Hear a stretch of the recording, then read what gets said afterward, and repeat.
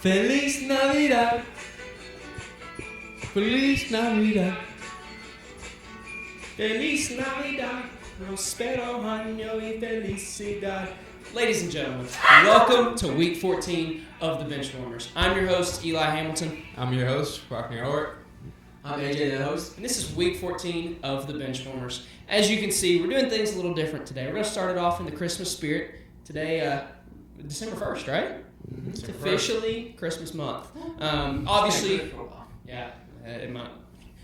Put in the comments, what are we thinking? Do you celebrate Christmas or start Christmas music and everything before Thanksgiving or after? It's a hot take.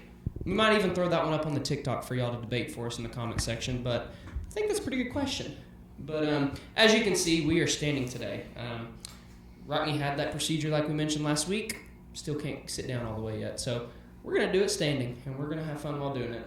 Y'all ready? Hell yeah. Oh, yeah. It's been an absolute doozy of a week in the sports world. We'll start off a little NBA, just one small segment, and then we'll get right into college football because I'm sure you all have seen all the headlines this week. So I want to get your all's opinion on this one. Shai Gilgeous-Alexander has officially hit number 2 in consecutive 20-point games, passing Wilt Chamberlain's first record he set. How do we feel about that? Because from what I read, everybody's like, oh, he's so good, so good. I want your take before I tell y'all what I think. Yeah. I mean, people complained a lot back in the day about James Harden when he was doing all his shenanigans, and I just think Shai is the new version of James Harden. It's gonna come to a stop eventually. I've seen the clip. I don't know if y'all seen the clip where they're losing by 20 points or whatever. He purposely fouls so he can get the 30-point game or whatever it is against the Pacers or whatever it is. So I mean, I think what he does is a little stat padding for sure. A little free throws and everything like that. But there's a lot of instances where people stat padding. You saw Giannis when he purposely missed that one when he got their extra rebound and triple double. Russell in 2017 going for MVP. Russell did it a couple times. And so people do it. 20-point game, 90. How many games is it? 90 20-point games. He's like 93 now or something like that. 92 was the previous record. It's a good feat to have, but like Eli's gonna say here in just a couple of minutes, when you average like 12 free throws a game, it's not that hard to get. So, congrats to him. It's an okay accomplishment for him, but sorry for the awkward reach down to type. Go ahead, AJ. I'll let you go first, and then I'll elaborate. I just think it is what it is, especially now in the NBA. It's not hard to get 20 points. Defense really is not played as much until later on in the season, around the months of February to April, when you're fighting for that playoff spot / play-in spot. So obviously, I feel like a normal college player can go in and drop 20 if they wanted to, or get 20. Yeah. So I wouldn't think too crazy of it. It's just it is what it is. Better players in this era than it was back then. Back then, it's just Wilt and Bill Russell. I mean, Bob Cousy. Fair. It is what it is. So. Rockney kind of already took my thunder with this one, but I'm not a fan of this counting. I don't say not counting it, because he has had some games where he's kept the free throws low and scored 50. 10 free throws on a 50 ball, not bad at all. Not at all. But considering the other night he had 28 points and 15 free throws, I mean, that's kind of where I draw the line there, because you have guys, yes, LeBron has shot free throws in his career. LeBron ain't granted a whistle like that hardly anymore. Kevin Durant, Steph Curry, I'm going to use him just because I watch him, Devin Booker, Jason Tatum. They're not shooting 20-plus free throws a night. And they're up there in averages. Jokic isn't even shooting that many. Giannis isn't shooting that many. Actually, and when Giannis is, he isn't hitting them, and he's still getting 40 points. So I'm a little hesitant to recognize it, because when you're going out there and you're shooting 15-plus free throws a night, I mean, of course you're going to break that record and get consecutive games. I mean, I think you can argue over the last, I'll say 3 seasons for sure, because that's when it's come to light. OKC Thunder have the best whistle in the NBA. They can maul you on defense. You breathe on them the wrong way, they call a foul. I mean, last night, is it Keegan Murray or Chris Murray? Which one did I say it was?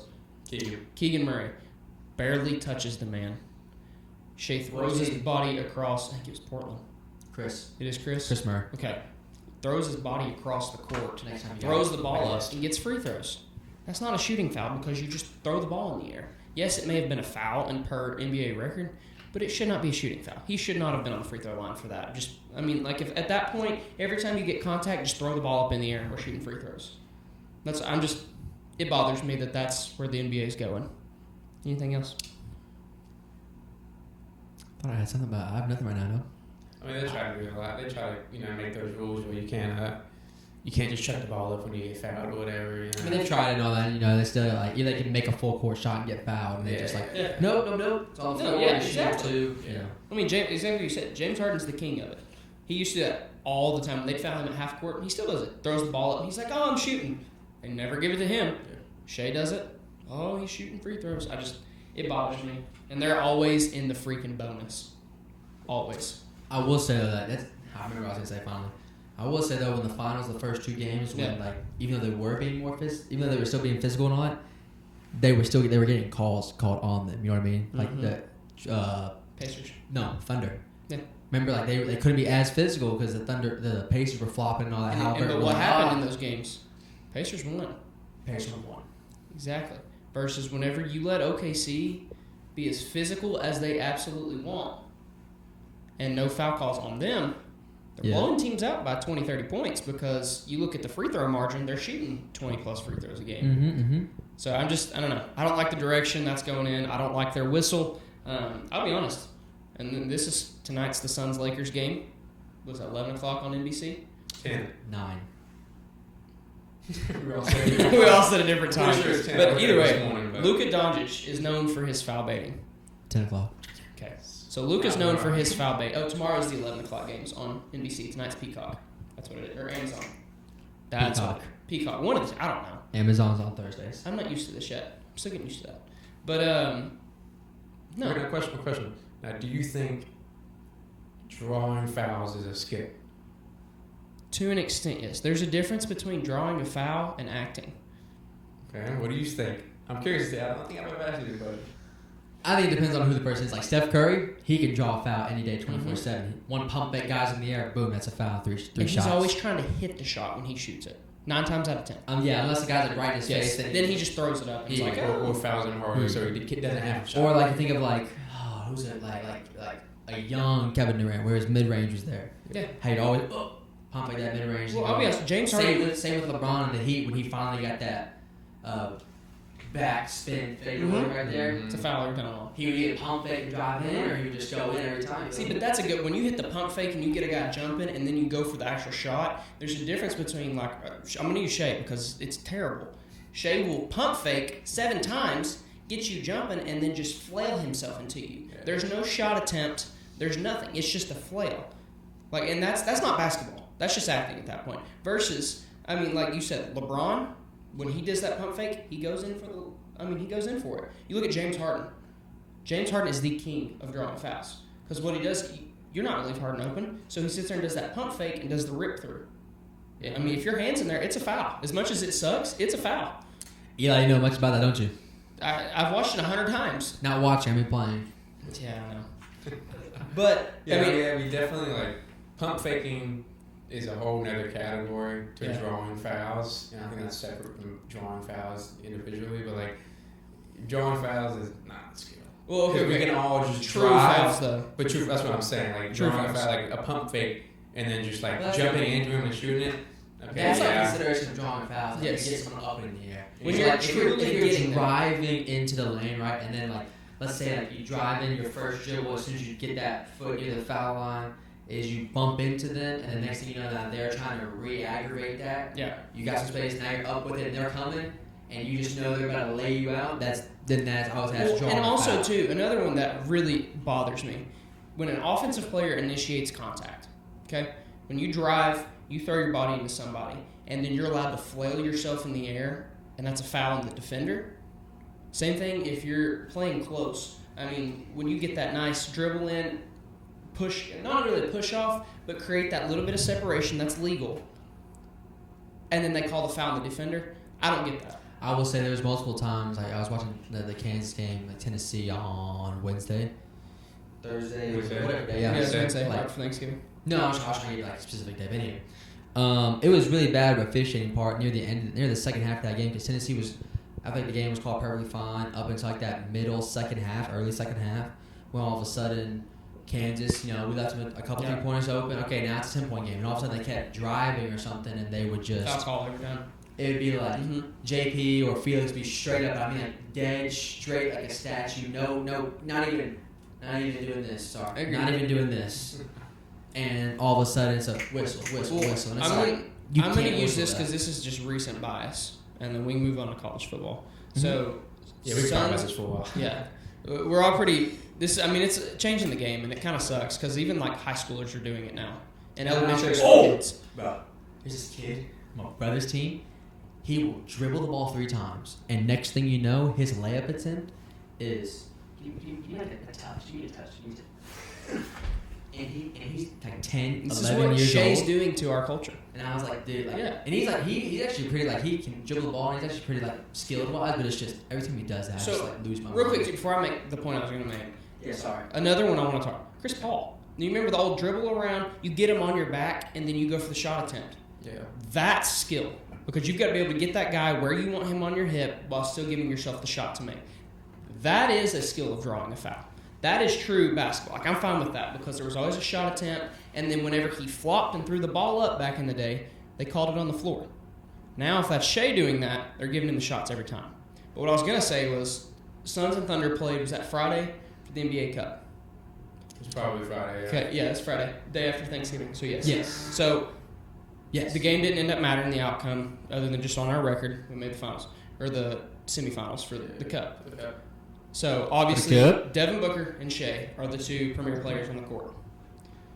Tell me what, like, Shea was like me and Rockney distance, hitting like this off people, pulling up and getting fouls because there was contact.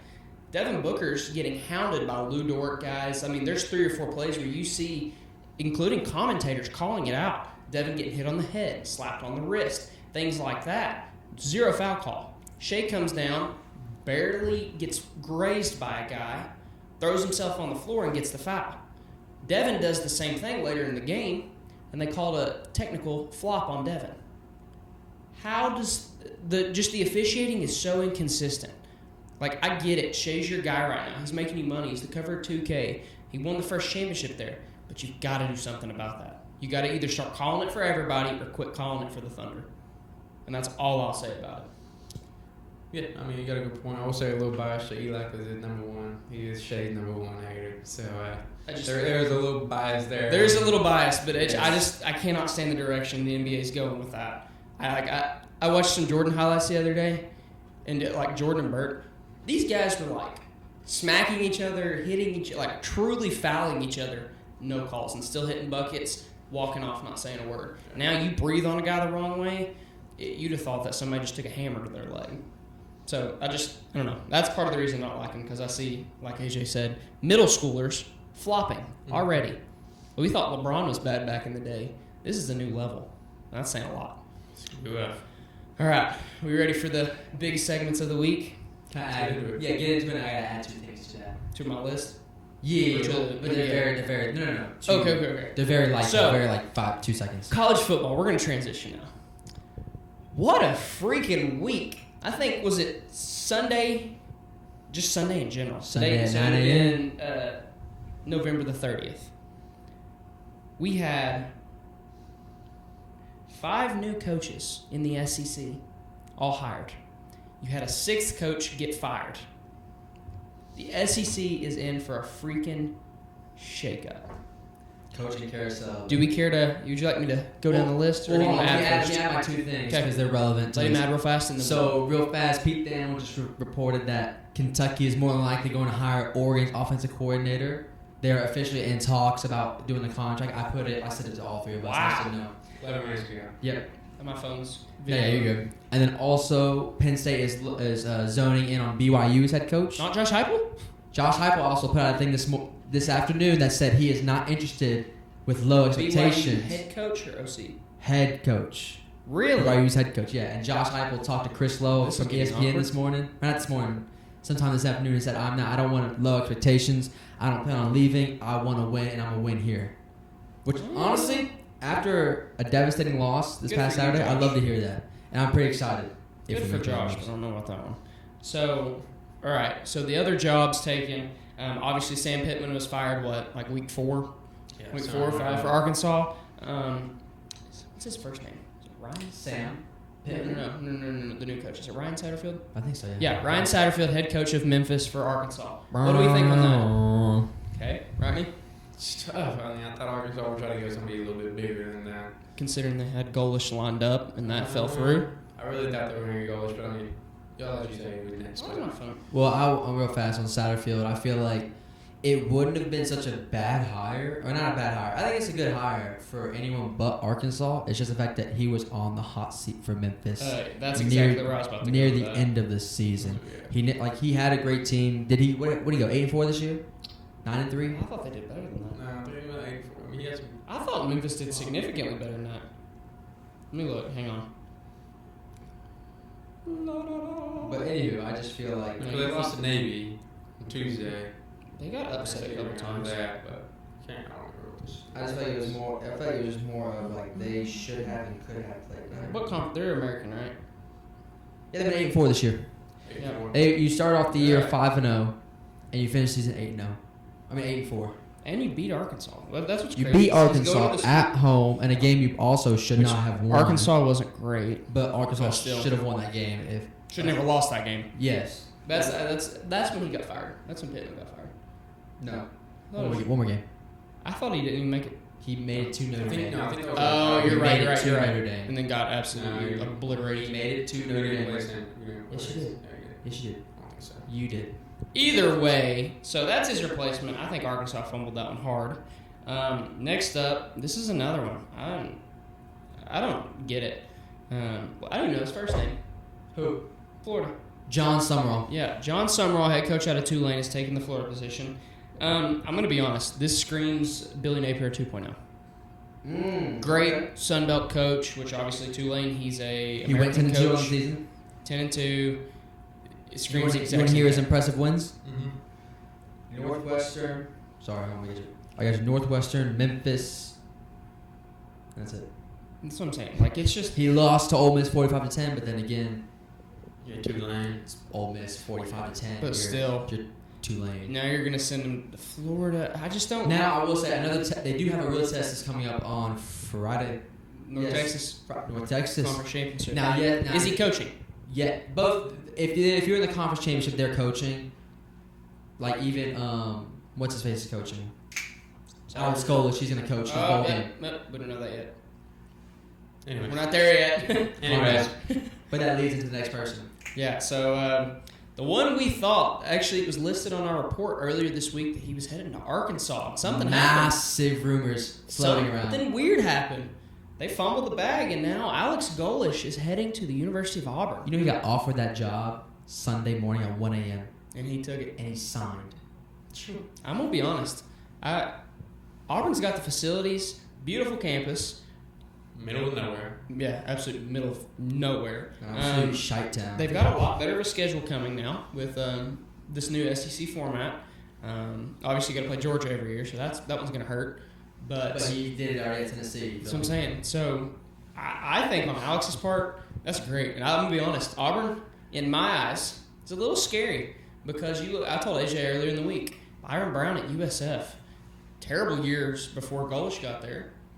Dude balled out with He had Golish. a rough first year too, I will say. Yeah. Picked up in the end of the season. Unfortunately, last season he got hurt.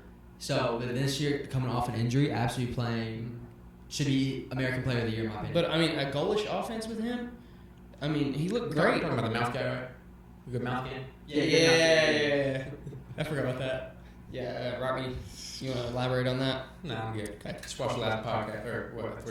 Two, three, something like that. Go watch all of them if you haven't already. Subscribe now.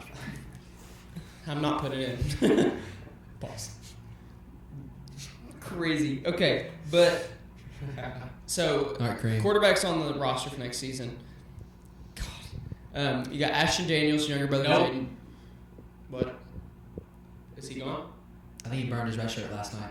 Or No, that's why they saved him. That's why they started Deuce Knight the game before, so they could play Ashton against Bama. So you got Ashton Daniels coming back for another year. Then you got Deuce Knight. It depends if Deuce Knight will stay. Well, but 1 more year development behind Daniels. I don't think it'll be a year development. I think it'll be Deuce Knight, your time to shine, baby. This is your offense, and I think Deuce Knight would be a better fit for that offense. Fair, in my opinion. Yeah, we watched the start of the Bama game, our game, and I was like, I thought Deuce Knight was gonna be out there, and you're like, I thought it was. You're like, it was, and then we were like, no, that ain't Deuce Knight. Because what's his face, the interim head coach, I'm blanking on his name for some reason, said he was supposed to start that game. They said it was Daniel's team, right? Daniel Knight. Yeah. It was Knight's team moving forward. You feel me? So I was like, okay, perfect. Let's see what he can do against Alabama. And then Psych. He never played a game. Hey, Daniel's played a good game though. I never watched like the first couple minutes of the first quarter. So I was thinking he got hurt, but then he told me he didn't play. So don't get me wrong, he actually played good. It was just a Cam Coleman drop here and all defense. Do we think Cam Coleman hits the portal? Cam Coleman is an Oregon Duck. I see. I think he's going to be a Georgia Bulldog. Or an Ohio State Buckeye. Right across state lines into I Georgia. told Eli this the other day. If he was smart, he'd go to Michigan. Yeah. Be wide receiver 1 with Bryce Underwood. Justice Hayes back there at the backfield. I think that'd be deadly. My greedy ass self wants him to come to Georgia. You never know. Keep it in the South. He just wants another player you name offensive defense player week every week. Yeah. Hey, you will be proud of me this week. Zachariah Branch, Nate Frazier, Gunnar Stockton. I think that's all 3 set. My boy. C.J. Allen, Colby Young, Colby Harris. Was it? It ain't Daniel Harris, that's for sure. That boy's in the portal. Hey, we'll take it. Woo! You can have him. Enjoy getting burnt. Absolutely balls out next year. Honestly, if he does, good for you. But enjoy getting burnt every other game. Oh. Okay. So, Rodney, you got anything else on that? Golish? I think it's a wonderful hire. I think they're going to thrive with his offense. Auburn's had a great defense. So I think if you're Auburn, keep the same defensive coordinator. Because was it 10 points? The most points they allowed all season was Alabama and Georgia. Who? Auburn. Well, I think they're going to, Alex has been in contact with the interim head coach who is the DC. I love it. Has said, hey, we're going to try and keep you on staff. Yeah. I love it. At least someone's getting a new DC. Awkward. We'll get to that here in a minute, though.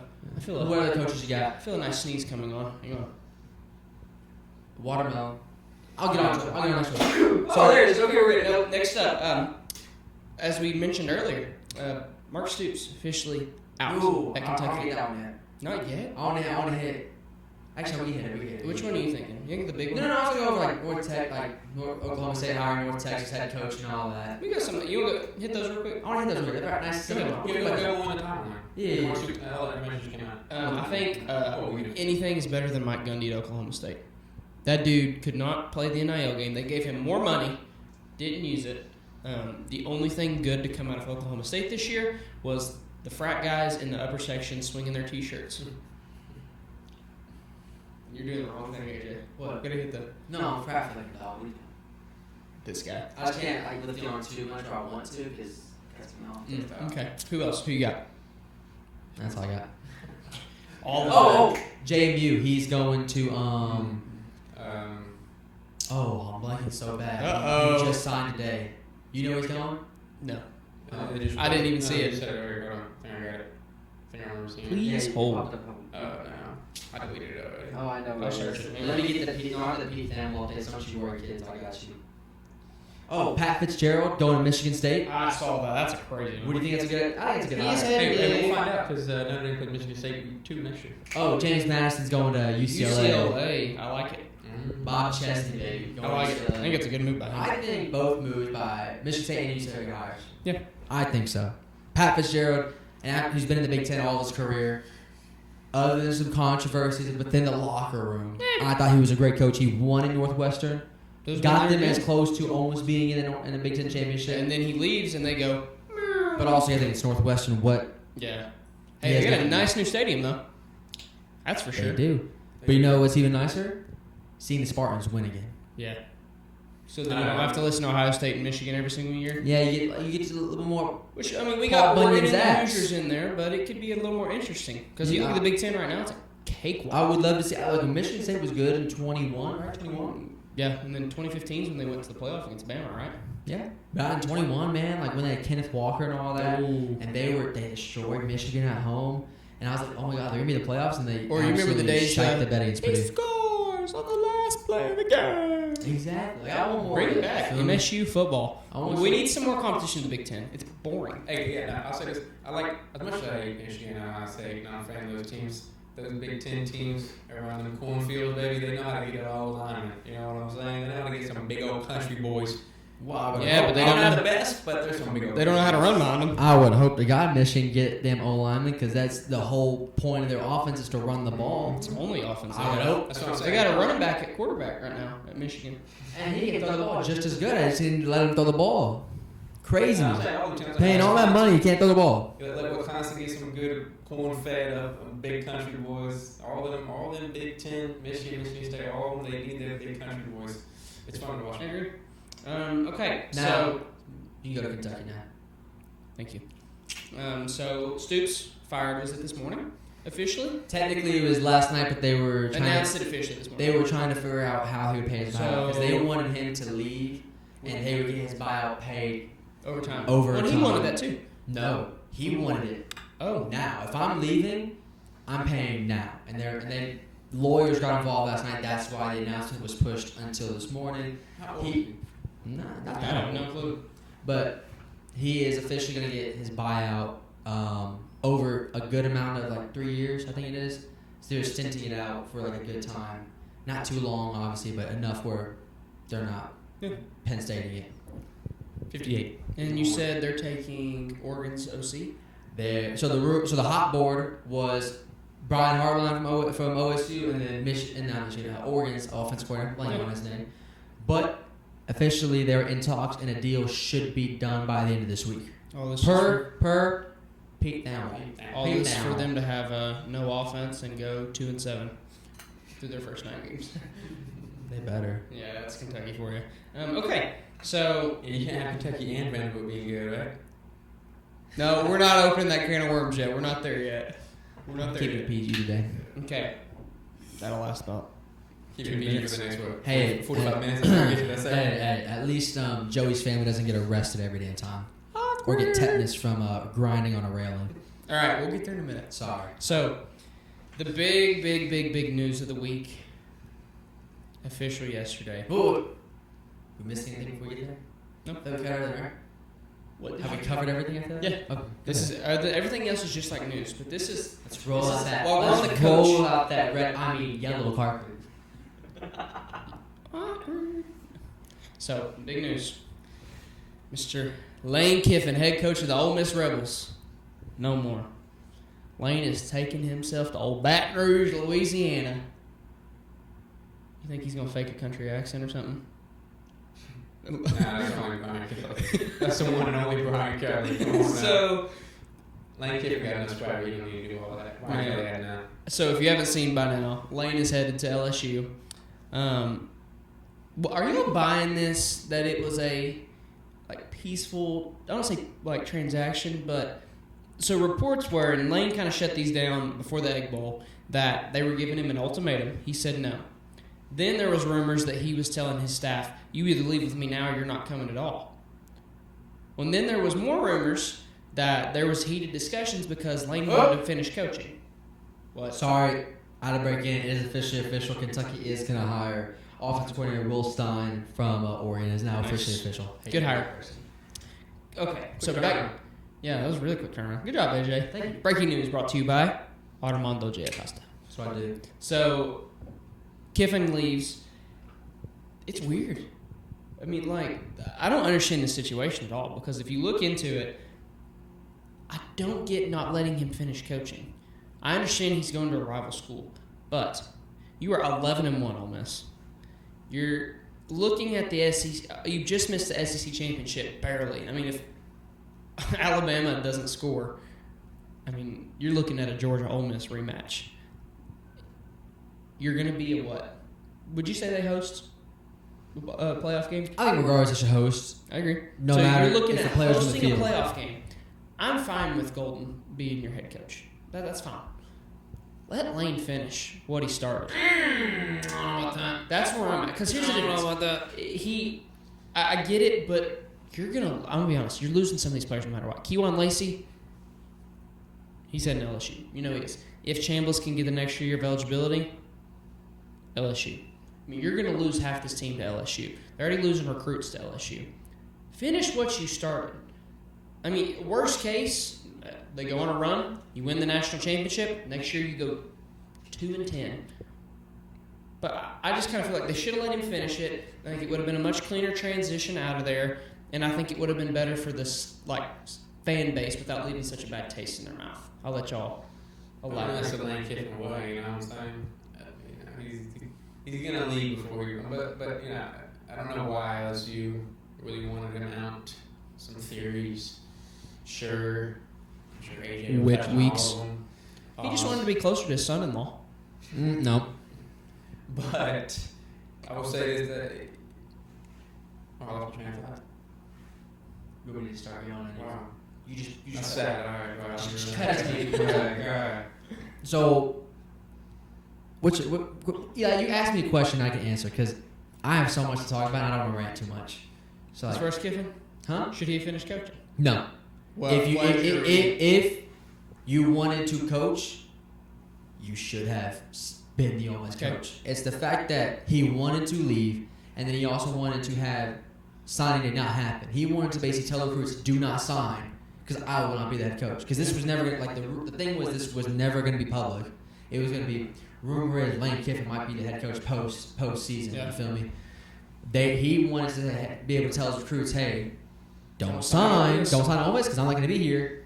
How about you go take a visit to LSU and have them tour you around? And if you like it, you like it. I'm bringing so and so and so and so with me. I'm gonna have Cam Lacey, what's his name? You just said. Keywan Lacey.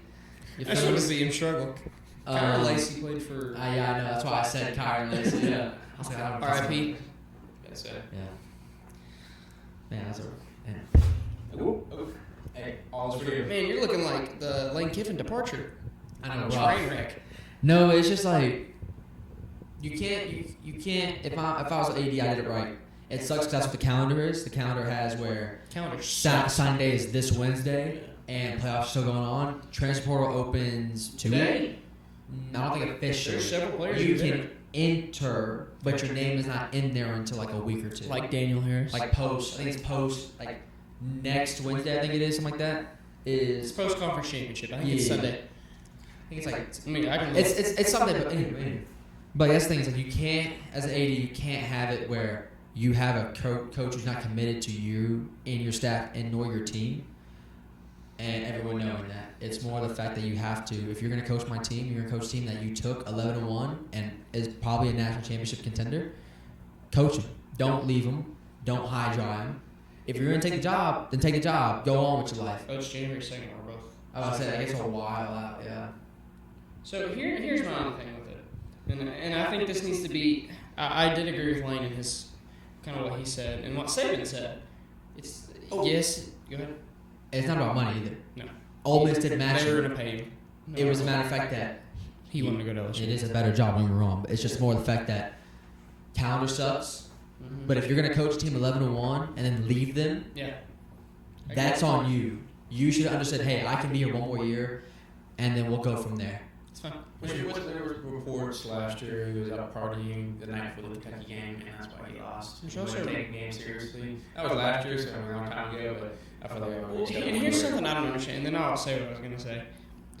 2 years ago, yes, 2, when Saban retired, why the hell didn't he go to Alabama? Who? Kiffin. So Paul Feynman this morning on Get Up said he was screaming for that Alabama job. It was the fact that Alabama, nor Nick Saban, wanted to hire him. See, and I don't get that. It's just Because of this right here.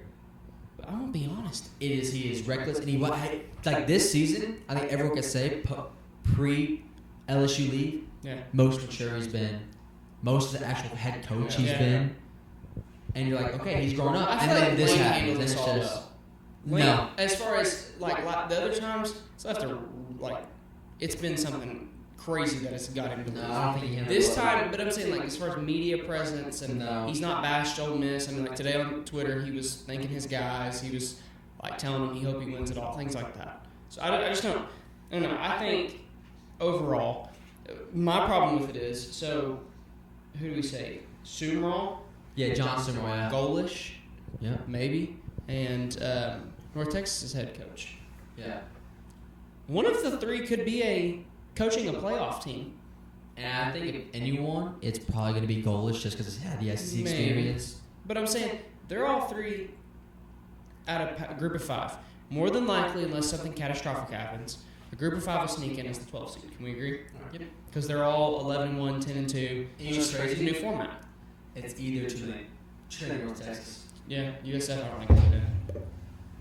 Dang. Sorry. So why can one of them finish coaching their playoff run with their team, but we don't let Kiffin? Because it's more the fact that they're not going to a rival team, and I think every group of every group of 5 knows, hey, my coach is not here for 20 years. But also the way he handles himself in the program. Like John Summerall, if you know anything about him this year, he's fought for the city of Louisiana. Like he talked mad trash against I can't remember what team.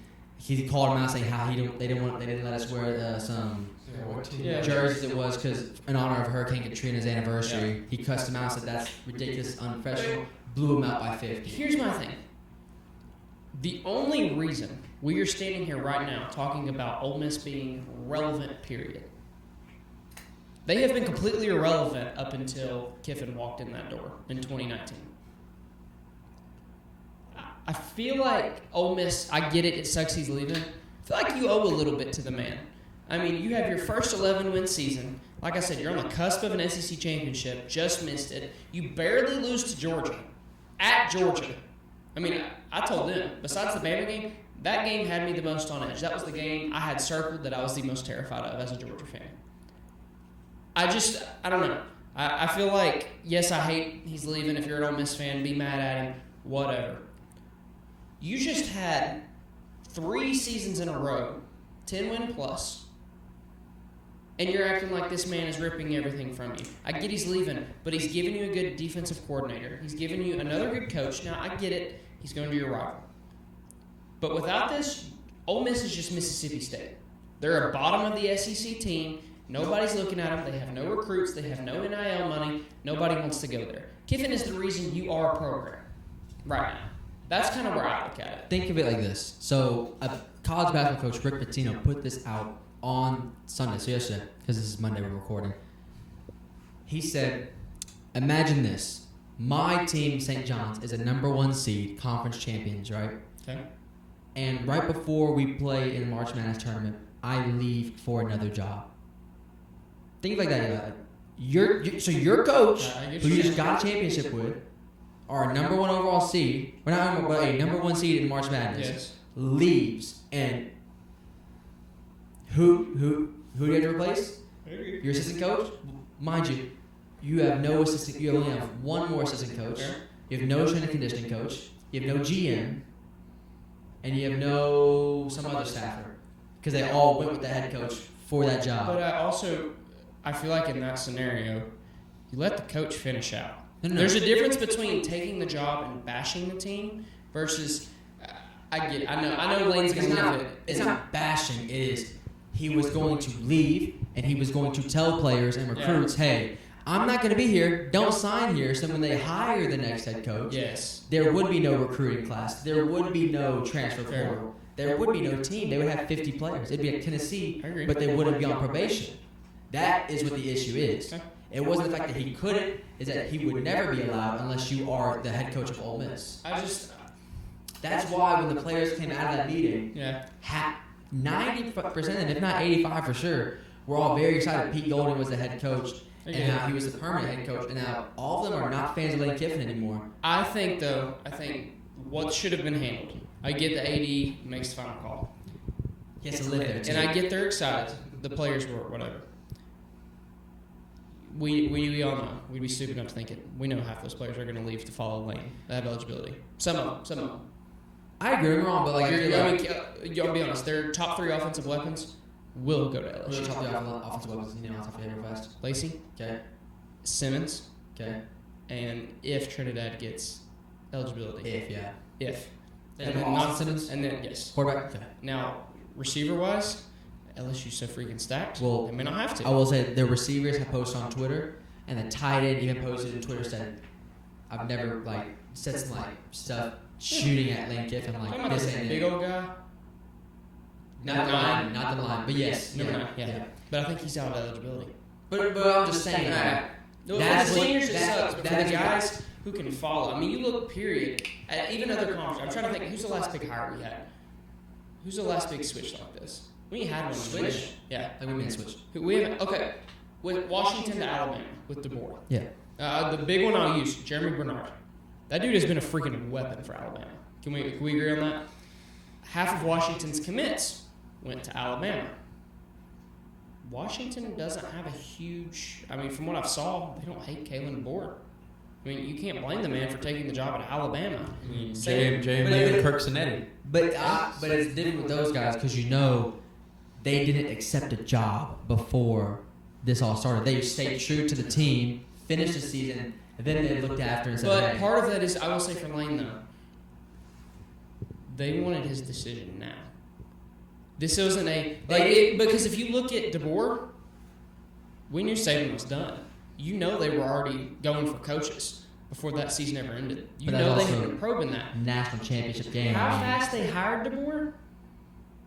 You know that's been in production. What do you think? It was a week after national championship game? Exactly. All those guys that are at Washington, I mean, look, Jeremy Bernard said, I don't care about Washington, I'm following coach. Where he goes.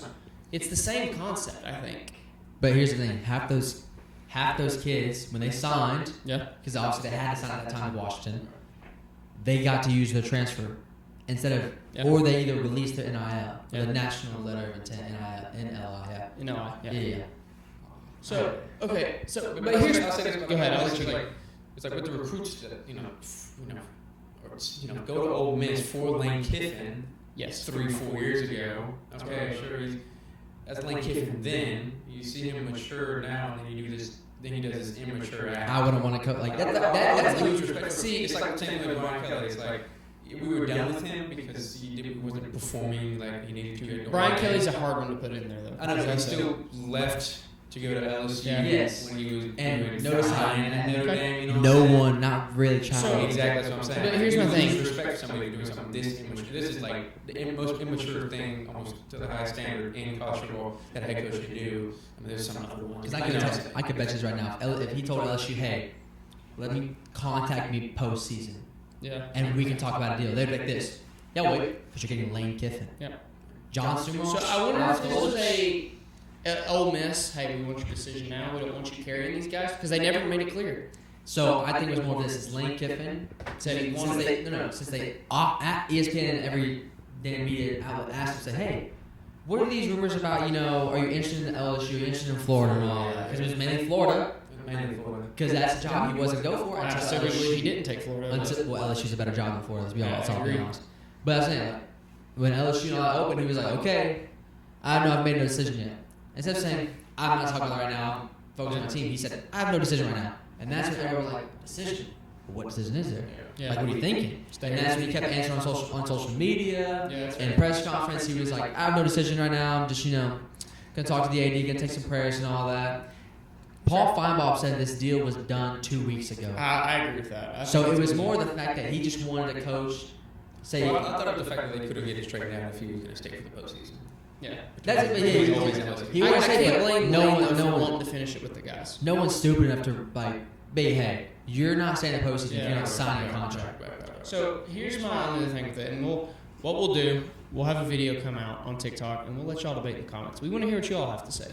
I think that it will be on YouTube Shorts and TikTok. We want to hear what y'all got to say. Should Lane be allowed to coach and finish out the season?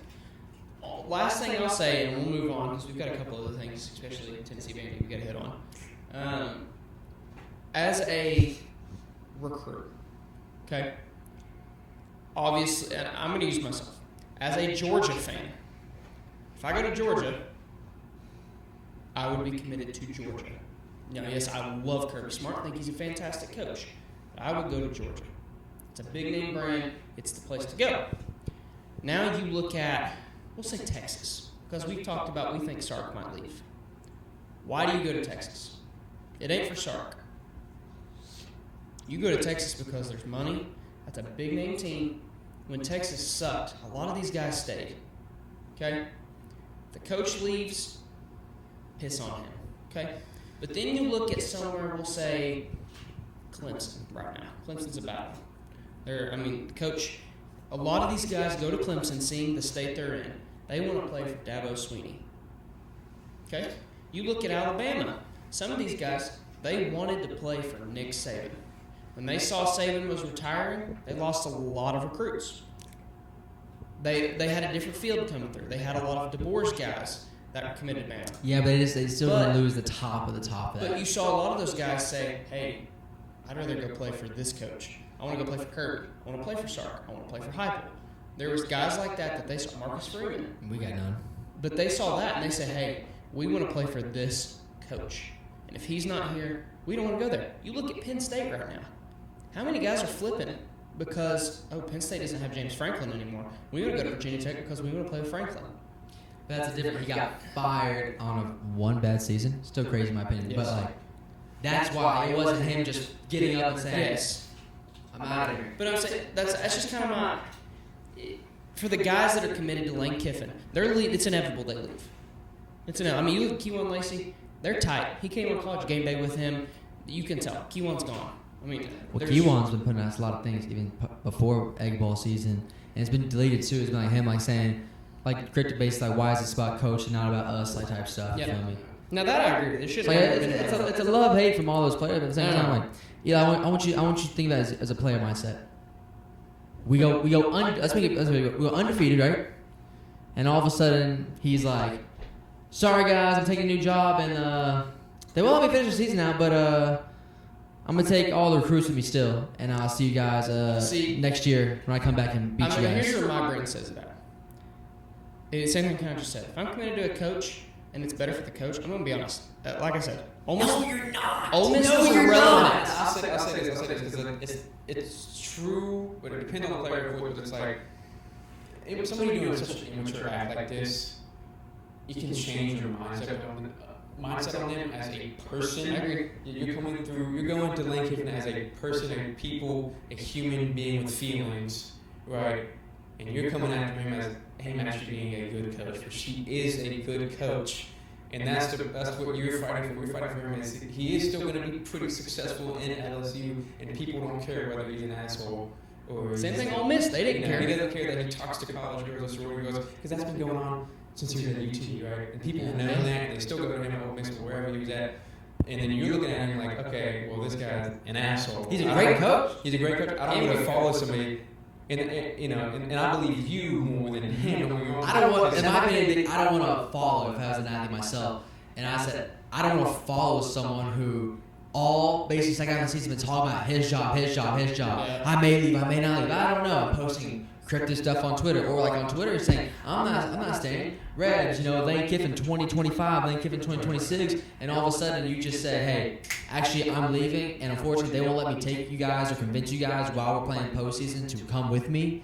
So I'm gonna just take the recruits with me, and I'll see y'all next year, or I'll see you in the portal, And that's the fact. It's more the fact that he just the back half of the season was about Lane. It wasn't about the team. I agree with that. I agree. After the Georgia loss, they ran the SEC. But I think some of that goes into timetable within college football. I agree. It's terrible. But at the same time, you cannot make it about yourself when you're having a historical season when your statute was literally ordered as you were about to go to playoffs. Yeah. And I agree with that, but I'm going to say these people that are going to play college football, it's a culture thing, and I don't want to get too much into it, but there is no culture in Ole Miss. Well, no, I'm just saying culture. Lane Kiffin now. I'm saying culture of college football. It's just the people, they don't care. They're from the hood. They're from very poor parts of the world. I'm saying not world, but what I'm saying, like these people, well, you can't. No, you can't. It's why I don't want to get into it, but you got to be honest. Like most of the NFL, and NBA is, it's African American. So these people come from very, nothing. Some want to clarify. A lot of them don't. And they're very successful. I'm just saying, they don't care that as much of the person. They just want to get the chance to play on the stage that they're playing at, to get the chance to take the family out the hood. You hear that all the time. Take my family out the hood. That's all they care about. And so that's why you see a lot of people. No offense to Georgia, but a lot of Georgia players get arrested and stuff like that because they're not the best people in the world per se. And so they don't care about, Kirby Smart being a foul mouth or Lane Kiffin, being an asshole and leaving in that heartbeat. You know what I'm saying? So it's like, when I get both sides, me personally, I'm on your side, of course, because I would never follow a coach that does that thing. But as a player standpoint, if I'm one of the top 10 people in the country in my position, and I don't care about who he is, and I know he's going to be good. Well, if you're a high school kid, honestly, you should. I'm saying. Like, I would be like, and more money to LSU. I'm still probably gonna follow him, but at the same time, I wouldn't sign on Wednesday. I would keep the option up. But I will say one more thing. I will say there's a lot of Ole Miss recruits posting that they're still committed, that they're hunkered down. But those are the Ole Miss faithful, not the Lane Kiffin faithful. No, it's some top recruits. I'll tell you, they want to go to Ole Miss, not Lane Kiffin. But that's what I'm saying. But they're looking at it from my side. There's always.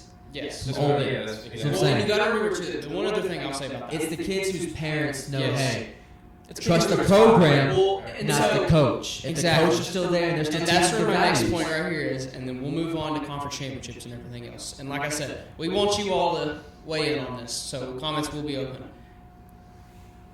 Most of these guys, a lot of them, form some kind of special relationship with one of their coaches. And here's where I think, with what you just said, like you said, the guy's reaction when they announced Golding as the new head coach. Okay? Those guys love him and have built a relationship with him. Versus, like what I said, Kewan Lacey. His relationship is clearly with Lane from what we saw on TV and everything else. So then, you got to remember, the head coaches don't go recruit all these guys. They send out 15 guys all over the United States to recruit these guys. Offense, out of all the Power 5 coaches, or I guess Power 4 now, I don't see a lot of Lane Kiffin going to visit kids. No. I see Josh, I see Kirby, I see Caleb. Kewan Lacey was one of his guys. He went and saw Trinidad Chambliss at Ferris State because those were guys he wanted. Which didn't mean that. Exactly. Versus you look at like a lot of the guys walking out of the building when they were excited about the news of the head coach were defensive players because there's a bunch of offensive linemen in there. I'm not gonna lie. They like Golding. They know they're like, this is our guy. Like he's built a relationship with us. Versus we don't care about Lane. And so that's where I think too the aspect. Did you hear the audio? Yes, I did. That was funny. No, not the one that Ole Miss posted. Which one? The player in the background. Yes, I did hear that. Okay. But you look at that, I think too. You got to look at the relationships. Who are they taking with them? Who are they staying? That's where I think your OC's going and Lane's GM's going. Yeah. Strength and conditioning coach is gone. Who do these guys have relationships with? Because you also got to think we'll just use Lane as an example. It's the most obvious. If Lane recruits me, Lane comes to my house. Lane sits with my parents. Lane comes to my games. Yeah, I'm going to go Ole Miss because I built a relationship with Lane.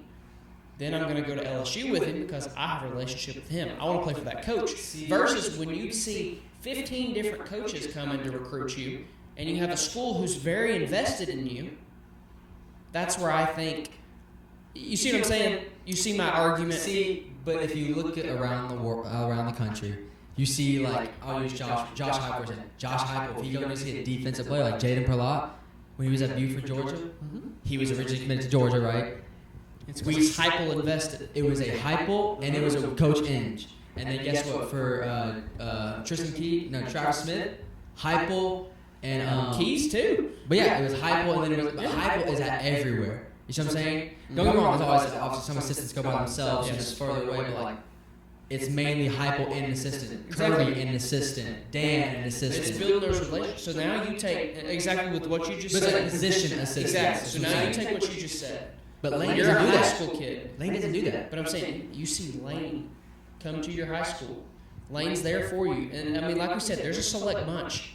You're going with Lane. If you built that relationship with him, you're not going to Ole Miss just because, well, he was there. You're going with Lane to LSU because that guy's going to want you. And I'm sure Lane's going to recruit him again. So last thing, and I'll be done. Yes, and we'll move on. So let's say I was a kid, right? Okay. I'm a freshman, didn't play that much, I played on and off. Lane recruited me, as he said, Lane is the only person who's put interest in me. No other coach has, right? And he leaves. I would enter the portal, but I wouldn't commit to Lane. Because in the back of my head, I'm like, he did just leave us. Mm-hmm. He didn't just coach. He really just left us. Made all the back season about him.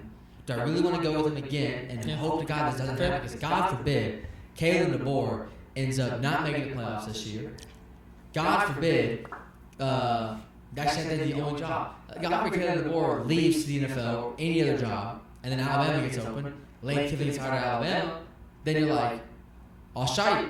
He did it again. Fair. Second time I've been with him. It's like that would be the background as a Lane Kiffin kid. That's well, who I think it all kind of goes back to exactly. I think Rocky put it best. What's your background? What's your goals? If you're there to, we'll usually give them, and this will be our last one. DK Metcalf, Ole Miss alum. Ole Miss was terrible when DK was there, but DK is a ride or die Ole Miss guy. He stayed. AJ Brown was there. Yeah, AJ Brown too. Same time. Both of them could have left and went anywhere. They were beasts. Yes, or the transfer portal was different. They would have had to sit out. Both of them could have went anywhere in the But country. also, they weren't really that good until their junior year. That's what I'm saying. They could have went anywhere, but they wrote it out because they were diehards there. So I mean, I think it all just depends on the type of guy you're building. Yes. And I think what their mindset is, what their goals are. If you're a guy chasing money, chasing the attention, like You're Colorado, not a college football player. exactly. But I'm saying, you look at even Colorado, chase the fame. You go to Colorado that was in the spotlight for 2 years. Okay, whatever. So I don't know. I think it's a very, very, very good debate. Again, I've said it 3 times. I'll say it again. Let us know what you think in the comments, and we might get a chance to react to some of your comments. Maybe even next week we can discuss some of the points if y'all make good points on it. I will say, finding out LSU's giving Lane Kiffin Playoff pay. Huh? Playoff pay. Playoff pay. So if Ole Miss wins the national championship, he's gonna get $1 million in playoff pay. Which is crazy. Insane because they're paying 3 coaches right now. Still paying off Ed Orgeron, paying off Brian Kelly, and now they're gonna pay But it off. shows how much money LSU has, which speaks volumes. But But again, exactly what Rocky said. Kid trying to make it out the hood. If LSU drops you $5 million and Ole Miss can only give you $2.5, going to LSU. But if that's your only goal is to make money. Yeah, we've said it in the last point. Okay, now we'll move on. So we'll talk conference championships, but we're in a little bit of a weird predicament. I'd like you to turn your attention to the ACC. 7-5, Duke Blue Devils are playing in the conference championship. Now keep in mind, Georgia Tech is 10-2, Miami is 10-2, SMU is 8-4, and I think there's one more ahead of them. But how? We looked into this week, did a little research. Does anybody have a guess on the reason that Duke got in over Miami, Georgia Tech? Any guesses? I feel like I saw it when I was watching. Win margin, Nope. points, Nope. scores, Nope. jerseys, Nike. I'm going to blow your mind. You told me this too. I just can't remember. Rock, any idea? You ready? I need to see both of your faces when I tell you this. How stupid this is. Oh! Nope. You I ready? know it. I see it. Strength of schedule. Oh. Now, keep this in mind. Miami played Notre Dame. They also have the most points scored. Yeah. Who does? Duke does? Yeah. But they just played Georgia 90. Miami. Or, excuse me, played Notre Dame. Yep. Who else did Miami play this year? Miami. Oh, I got you for Oh. Georgia Tech. So Lost they that played. game. Excuse me, kids. They played Notre Dame at home. Won by 3. Should have won by more, but late touchdowns. Bethany, they played BC, Beth Cook, 45-3. South Florida, who was ranked national at the time, 49-12. Also a rainy game, so we'll cut. So 2 ranked wins so far? Yep. Okay. Florida, 26-7. Useless, but Shocker. SEC school, so it always means something. Florida State was ranked at the time, Okay, 3. 28-22. Then they lose at home to Louisville. Okay. I think all three of us watching or just me watching. I wasn't here. Go to Stanford, kill them 42-7. Then go to SMU, lose in overtime. Okay. Off of a crazy, don't know how to use the ball. Beat Syracuse, Okay. beat NC State, beat Virginia Tech, and then kill Pitt. Okay, so there's Pitt was ranked? Yep. So 4 ranked wins. Do me a favor, go look at Georgia Tech real quick. I know for sure they lost to Georgia. So it matters who's ranked now, too. No, it's ranked at the time. Yeah, they were ranked at the time. Because they still count Florida as the hardest schedule. Well, I've seen both stuff. Florida did have a freaking Because they hold it over Notre Dame's head. beast. Yeah. All right, who we got for Georgia Tech? At Colorado. Not ranked. Useless game. Anyway. Gardner Webb don't matter. A home game versus Clemson. They were ranked. Yep. Okay, 1 minute. Temple, Wake Forest, Virginia Tech, Duke. At Duke, they won. They beat Duke? At Duke, they won. It was a 3-way. Yeah, it was like a 5-way tie because they all beat each other. Okay, is this when Duke was ranked? Nope. Okay. Duke was never ranked. They were for a very period. They were 5-1. They beat Syracuse. They lose to NC State. Okay. Beat BC, and then they They end their regular season with a 2-game skid against Pitt and Georgia. Okay. Strength of schedule there. Not great, but right, do you have Duke pulled up right now? Yeah, they were. I don't think they were ever ranked. They were best they were is 4-2, 4-3, 5-3. So. And then they had a 6-2. They had a 6-5 record. So Going in North Carolina. Duke proceeded to. They only played 1 ranked game, and that was against Illinois, which I don't know if Illinois is even ranked anymore. Nope. Really? Okay. So 1 ranked game. They lose to Georgia Tech. They lose to UConn. Lose to Tulane. I mean, I don't understand. They lost all the teams that they played ranked. They lost to Virginia, who was ranked. They lost to Georgia Tech, who was ranked. They lost to Illinois, who was ranked. I don't get that. So you have 2 conference losses. They went 6-2 conference play. How do you looking at that tiebreaker? 5 ways tie. Yes. How do you look at that? I mean, SMU kind of in the same scenario, 8-4, 1 more win out of conference, whatever. How do you justify that? 9-3 Virginia. Virginia had a good year. I'll give it to Virginia. Solid year. 10-2. Is it 10-2? Wow. Okay, so 10-2 for Virginia. 1 conference and 1 out of conference loss. So what happens in the ACC? Yeah. Soft. So how I can't wrap my head around that. Georgia Tech has 1 conference loss. The other loss is to Georgia. Miami has 2 conference losses, which is crazy. But wait, no, Georgia Tech would have to have more than that, wouldn't they? Georgia Tech has 2 conference losses. Yeah. So how do they not get in? Virginia is the only. How does Miami not get in? They finished the season strong. You've got They beat there. Pitt. So I had you this real fast. Miami beat Pitt. Georgia Tech lost to Pitt. Pitt beat Georgia Tech. So that is. And Georgia Tech beat Duke. Mm-hmm. How is it not? Why are we And looking at then then Duke beat SMU. And SMU beat Miami. Mm-hmm. But it's just a giant. How does that make any sense? That's why the ACC pinwheel of death. Every team beat everyone. It's like Stanford played California, obviously.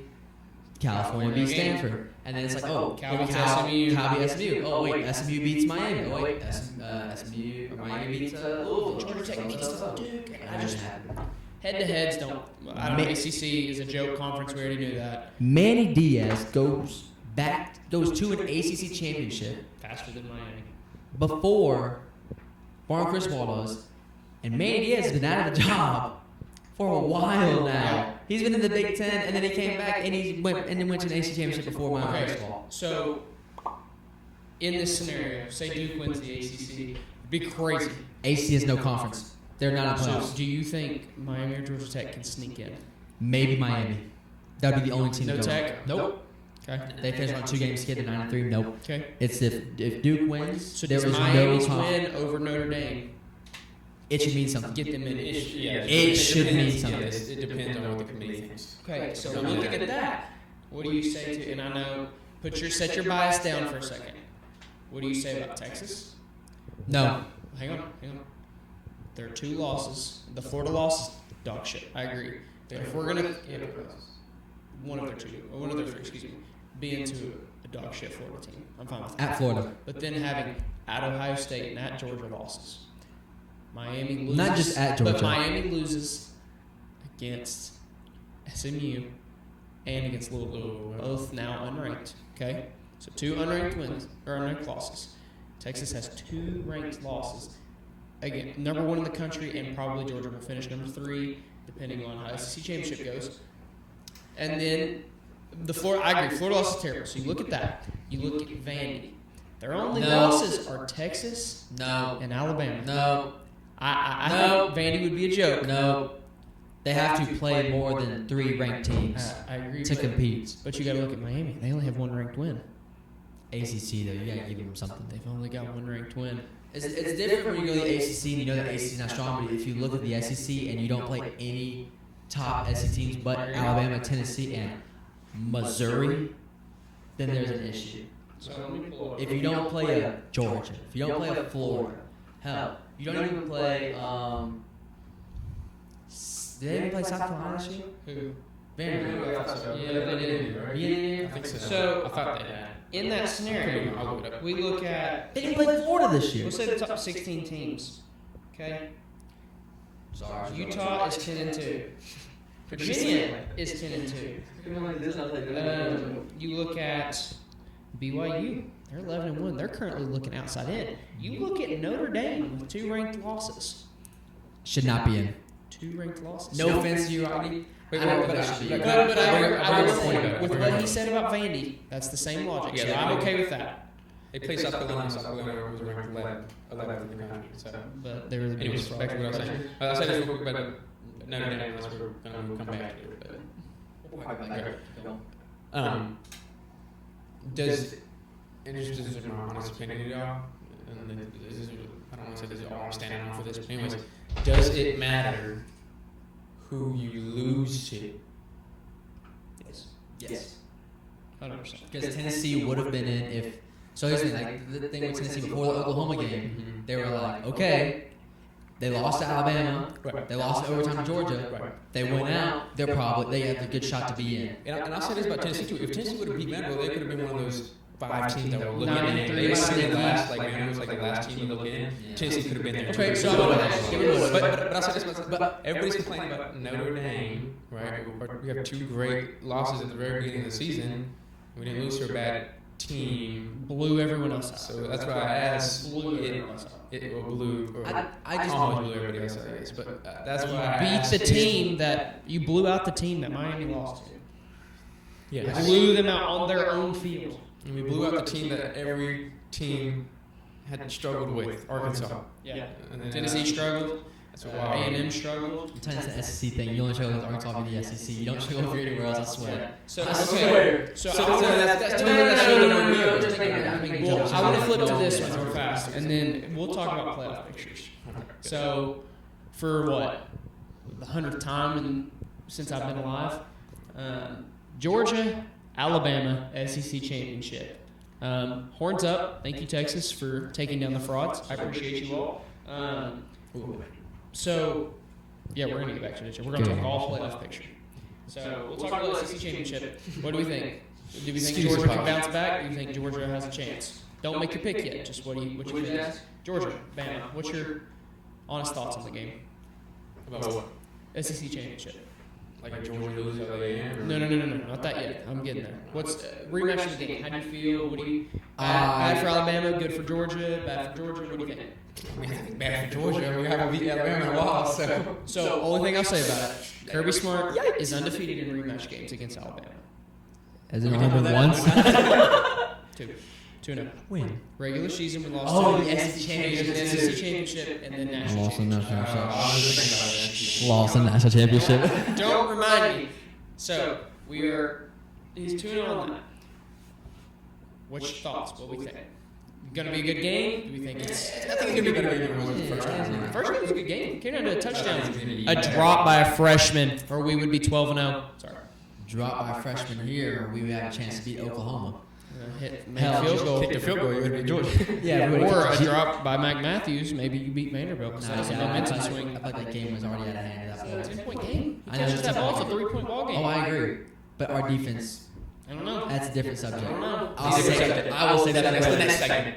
We'll see. But I don't know. I think it's going to be great. I like Georgia's chances. I always prefer Bama's already being picked to win this game. I always like Georgia's underdogs. No, I'm talking about ESPN. Bama currently has a 53% chance to win the game. There's some picks going for Bama right now. I'm okay with that. Like it. Yeah, that's all I'll say. So here's where I want to pivot to with this. Besides, this being like the 100th time we've had this matchup, if Bama loses this game, does Bama make the playoffs? No. What's your thought process? So that'd be what, 10-3? It'd be 10-3 with their 2 losses, or the 3 losses being Oklahoma, playoff team, Georgia in the SEC championship. Who's there? FSU beginning of the season. Which, like I said, 3 losses matter. Keep going. Okay, so Are you on the no train? I'm on the train. Are you on the no train? I'm torn. Okay, I'm going for the first. Yes.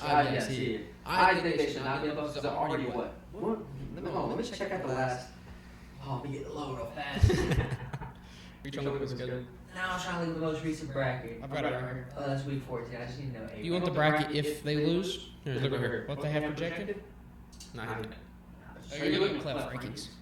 nah, who wants the bracket? Sure. It's right here. Where? You had it? Yes. I'm good. This is the projected week 15. Look at it. Oh, there's the first potty word out of AJ today. You can't hear. He's all the way below I'm the gonna mic. get hurt.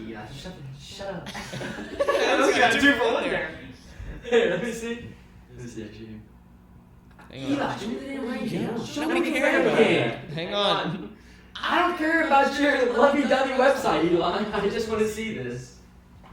I don't want predictions. We don't have actual bracket right now. They haven't released it because we don't know the group 5. So, okay. You talk. While he looks, here's my thought process. What was the biggest issue last season that we were talking about? Or this season too? Why would you want to play for a conference championship if it keeps you out of the playoffs? Okay, I didn't think about that. Currently, right now, okay, Virginia, if they win, they're in. You look at the Big 12. If BYU wins, you can't deny them in. Texas Tech is kind of already a foot in the door. So you look at that. You look at the Big 10. If we're going off that same logic, why would, as Indiana, undefeated, say you get blown out by Ohio State, okay? Why would you want to play in the conference championship if it's going to hurt you that much? Indiana, even if they get blown out, deserves to host. They're undefeated. They've been great this year. Yeah, but the problem with that is, if you're gonna not want to win the conference championship, you're putting yourself at jeopardy to even be in Exactly. the But what's bracket, the you know what point I'm if saying? it hurts you? So what's the Play point? to lose a championship. Why are you playing in it? I would back out of it, stay 10-2. And that's why you guys are a sorry ass program. Not wanting to win championship games? Crazy. But I mean, you look at Notre Dame. They're going to be sitting at 10-2. Yep. Would you take a 10-2 Notre Dame over a 10-3 Alabama who loses in the SEC championship? Notre Dame's already ahead of Alabama past rankings. But I'm saying, would you take a 10-3 Alabama, say they lose to Georgia by a field goal? Okay? Would you take that over Notre Dame? 10-2. They would be the 12th team to win. And keep in mind, I'm sorry, but this is just where my brain's at. Oh, I don't know. A&M is a fraud. Wait, hit you with this. So, Alabama does lose, right? Okay. Tulane or North. Who's higher? So I got Tulane the higher seed. Yep. Tulane loses, Mm-hmm. and then Virginia loses. No ACC. No group of That five. means no. There has to be 5 conference champions. There's no guarantee though. It's a top 5. So that means North Texas would be in at 12, and then you have a thing of, well, Alabama just lost by 7. Let's say a touchdown. Okay. They didn't look pretty in it, but they didn't look awful in it. Mm-hmm. There's no ACC can be represented.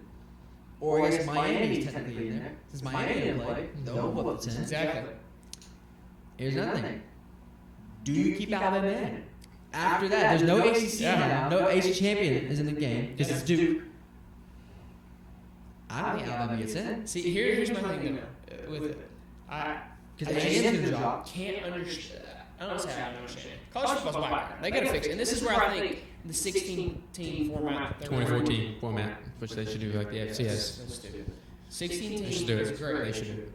But then you get in your Vandy's, your Bama's, your Miami's. All right. But I'm just saying, Vandy in the playoffs is just sad. But I'm saying You want to watch a mom get tetanus and have two brothers get arrested every Saturday? but we also wanted to see the same Tennessee team Let that's the, ready official, before the playoff. let the officers and all that rest for one game. That's crazy. But We're not about 16. yeah, we're not worried. But I'm saying, but that's I think this solves this problem. But when you look at those teams that are 10-2, sitting right there on the cusp, BYU, if they were to lose, they still went 11-2, losing their conference championship. So it's kind of one of those. And I think we got to get rid of the Group of 5 automatic bid because we watched. Say Tulane. There is no Group of 5 automatic bid.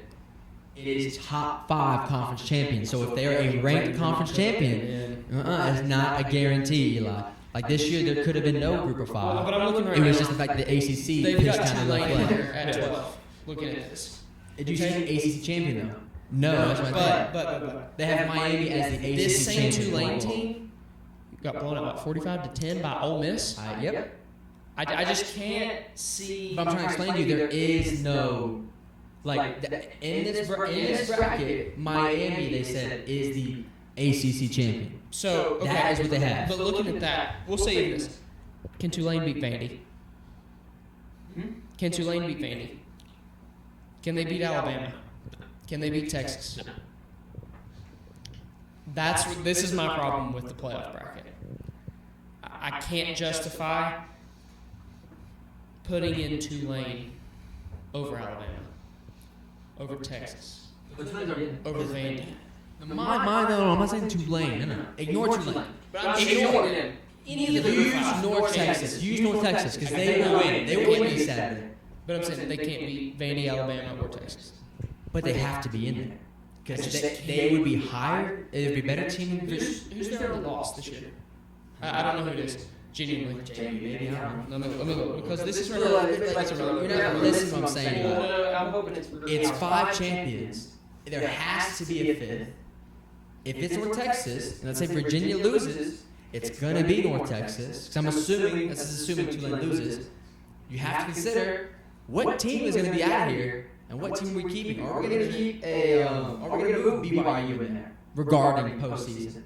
Well, if they play really good against Texas Tech, and that's the only team they've lost to all season, is Texas Tech twice, why shouldn't they be in? So, on the North Texas thing. North Texas's only loss in the season is a 63-36 loss to USF. That same USF team got routed by Miami. In rainy conditions, that's different. Still. Got Late in the game and all absolutely that. routed by Miami. I just can't justify putting that team in But guess what? over Miami. You don't have to justify it because it's going to happen. I agree, and I think it's stupid. I think the point of the playoff is the best of the best. Congratulations, you won your conference championship. You won a Group of 5. That's all great and well. Now you look at this. You're going 10-2 in SEC, ACC, versus 11-1 in the American. You want about it not being fair? Indiana beats Ohio State. Mm-hmm. So then Oregon now bumps up. Yep. And let's say Indiana beats them by 2 scores. And then you realize, well, Ohio State hasn't played anyone good, I guess, other than Michigan. So they can't host. Okay. Are they going to host? They're not going to host. That's going to move Notre Dame down. It's going to move Ole Miss down. And guess what? Alabama, if they lose, that's a chance for them to move down and move out. That's what I'm trying to tell you. But it's the same thing. Go back to you shouldn't be penalized for losing your conference championship. But if BYU wins, BYU is now moved in. Is Texas Tech going to move down? Yeah, they're still going to host, but they're going to move down. BYU has now moved in because they're now a top If champion. we look at last year, flipping back to that, Texas. Texas was what, 11-1? Their only loss was to Georgia regular season. They lose again to Georgia in the SEC championship. So last year, obviously, we had automatic bids. The top 4 seeds were the top 4 power conference champions. Texas was what, 5 seed? Nope. Notre Dame was 5 seed. Okay, 6. Texas was 6. They went from top 4. Dropped to 6. Yep. Okay, Notre Dame had 1 loss. Yeah. Yeah. And sorry about that. But Texas, based on that logic, Texas wasn't penalized. They just didn't get the automatic bid. They were a top 2 seed. They hosted. So I think But record Yes. record and who they won against. Yes. They went at A&M, beat A&M, ranked. Both teams were ranked. Exactly. But I'm saying, I just think that the playoff bracket's got to be fixed. I think next Tuesday, somebody's coming out pissed of that. Well, if you have pissed fans and people regardless of, you had it since it freaking came out, whatever, but would you say that, and I'm not sure what you got to say about it, if Notre Dame was in a conference with this nation? Yes. I think it would be even worse. Even though, because if you're looking at, but it's also one, because you're arguing over the fact that last year's announcement. Put Notre Dame in the ACC. I Can we do that? think they're in the ACC for everything else. Notre Dame wins out in the No. ACC. They're undefeated. They're in everything else, yes. Okay, Notre Dame is a one-loss team in the ACC with their loss to Miami this season. We'll say that. Okay, probably not losing to anybody else. So that means they would be playing Virginia in the conference Maybe, championship. maybe. Without- Let's just say that. Yeah. They beat three. So they beat Virginia. Let's go with that. Notre Dame gets in automatically for the conference champion. They would take. Here's the thing: no spots are taken then. Yep. If you are already in, and you are just qualifying, you just move yourself up. No spots are taken. But it's the fact that if you are a 9 and below and you lose, you are risking. Thank you. You risk yourself getting booted. And also talking about Notre Dame, while we're on it, you played 2 ranked teams all season, or USC? USC's your USC's your best win of the year. Can we agree there? What team did you play ranked? Pitt. Okay. USC's your best win. I'll agree. USC gave Oregon hell. USC has given everyone hell they've played. I'm fine with that. But then you have 2 ranked losses. Okay? To a mediocre A&M team. Ooh, mediocre's a stretch. I don't think they were ever that I good. think they're good. I think they are. They can win an Georgia national blew title. out that same Texas team that beat them. I said, we're talking about Texas I A&M. know, not but I'm A&M. saying that Texas. So I'm saying, But if I'm just saying. we want to talk about the game, we can talk about the game. We're not going to talk about But it. I'm just saying. Because I have my own opinion. I think Texas A&M's frauds. They have been all season. I I think think they it's have a more- great offense. I think it was more the moment Marcel Reed freaked out too He's much. the last 3 weeks he hasn't been good. First half against South Carolina. What are you doing second half? But It's I'm my- saying, you can't dig yourself that hole. Ohio State. You can't do that against them. You can't do that. Any of these playoff teams. Yeah, this is what I'm saying. You can't let your opinion of if Texas A&M is not a good team dictate the fact that they're not ranked in the playoff race. But you gotta remember, they're not a good team, but they're still ranked, and they still beat us, and they've been top 5 all year long. Right? But you also gotta remember, this is the same committee that left out Florida State 2 years ago. See, we're not talking about Ole Miss, bud. Yeah, see, and that's relevant because We're not talking about Ole Miss. You can only use the Florida State if we're But playing I'm Ole saying in Miss. general, these guys take everything into account. And so if they say, hey, I'm just saying. They're not going to do it. I'm just saying. That's different. No, It's the same committee. But it's a whole different bracket. You can't use what they did for 14. If that's irrelevant, that would be only used for Ole Miss and Ole Miss only. Because Marshall Reed got his film team. I wouldn't. I'm not gonna roll out anything with this group. You're going way too far in the But You're here's the thinking problem. way too much. These You're not guys- thinking about what actually. There's a reason they're trying to expand this to the 16 and the 24 bracket is because we're trying to eliminate. We're trying to eliminate this crap to where crap. We've got 3 teams that are all 10 and 2 that all could make an argument, have wins like this. You have Notre Dame, yeah, they're 10 and 2, and I think Notre Dame should be in the playoff. This isn't what I'm trying to argue that they're not.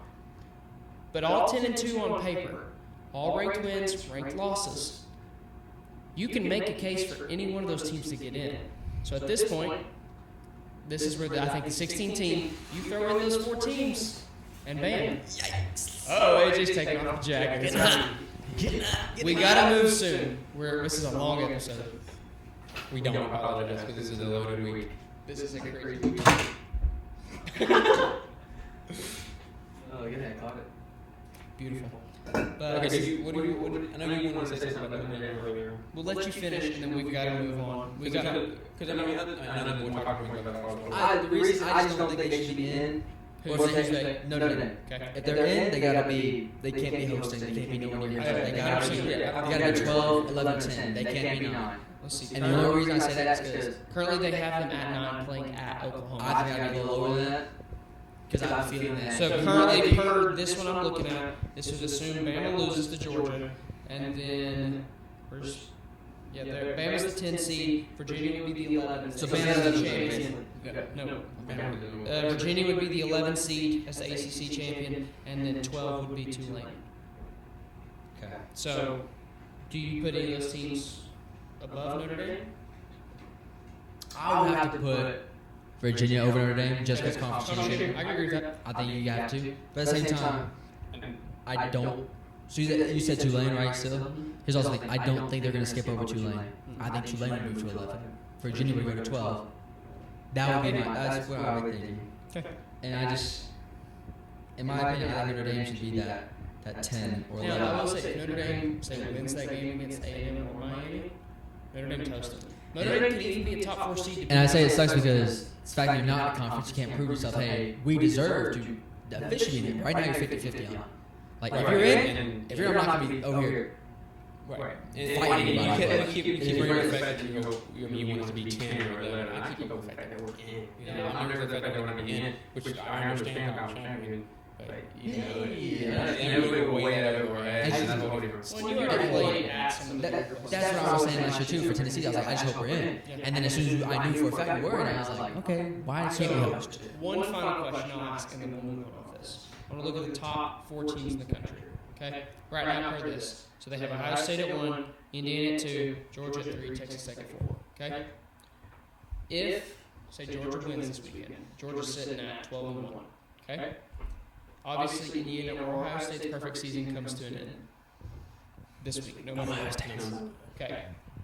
Does Georgia move up to 2 with an SEC championship and their one loss being Alabama? Or per this, does the 2 undefeated regular season teams stay at 1 and 2?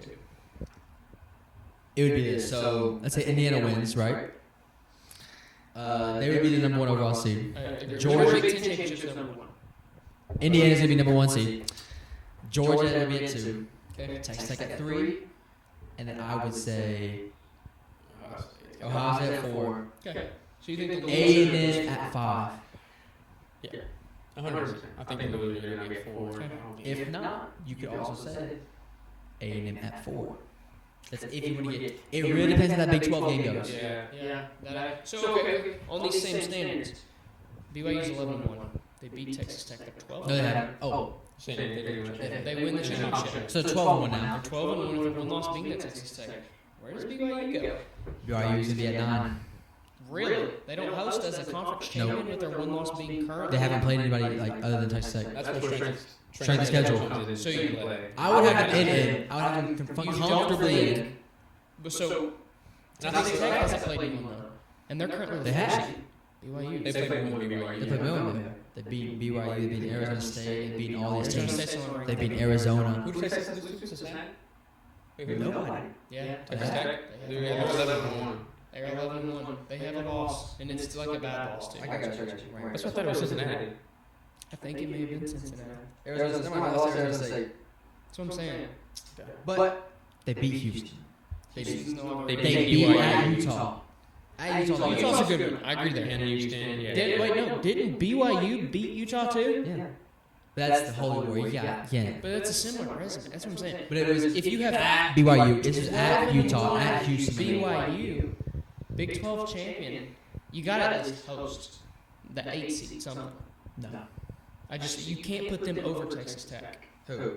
BYU. Or you have to put them over Texas Tech for BYU. No. If you win your conference champion. No. I think BYU winning would be the best scenario. 100%. 34-13 against East Carolina. That was the final score. Arizona, they won in double overtime. They had to have a miracle drive to beat Utah. Yeah, Right? they beat Colorado by 3. Yeah. Oh, so okay. But say North Texas wins their championship. Would you put North Texas in over BYU? Yes, because they're conference champion. But North Texas lost to ECU and BYU beat that team. So if we're going to Conference champion. still, I can't. Conference That's a whole road to go down. champion. I'm just saying that's. Conference champion. I don't want to be anywhere near that decision board on Tuesday night next week. I would. That could be crazy. All right, so we've got The world would love me. I'd make it real simple for them. Okay, Tennessee. we're gonna SEC. briefly hit this real quick. Tennessee at number 1. Whoa! Well, while we're on Tennessee and them not being number 1, AJ, do you have anything for this weekend you want to say real fast? I want to say I was right. Everybody doubted me. My mother doubted me. I know she doesn't watch the podcast, but shout out my mom. But everybody doubted me, and look who's right now. Shout out to Mike Taylor. Shout out to Michael too. I know we haven't talked in a while, but I know you were cheering for Vanderbilt too. I wasn't cheering for Vanderbilt, but I knew they were going to win. They were cheering for Vanderbilt. Hey, I wasn't cheering for nothing. That's like he wasn't cheering for something, but Mike was cheering for something. Shout out Brock Taylor. Good field goal. Nah, Brock Taylor did a 20-yard field goal. Oh, they're smoking cigars. When's the last Max time? Gilbert shanked that same field goal, though? Not in game. Not in game. He made his field goal actually in game. Yeah, it was right through the uprights. I saw it. He kicked it towards me. Just saying. You got it? No, I didn't. I don't need to talk about that anymore. Listen, it's great. That's the first time I've ever seen Vanderbilt smoke a cigar ever in my life. In my life. No, they did last year beating Baylor. In my life. Since when the hell do they smoke cigars after every win? Never seen before in my life. They wish they were Big Brother, don't they? They wish they were Big Brother. Just want to say to all the Vandy fans who probably are not watching. VU? Oh, I was so hoping we Yeah, had such a good that's comeback. crazy. I had such a great comeback for that, but I couldn't say it could fucking lost. Well, number 2,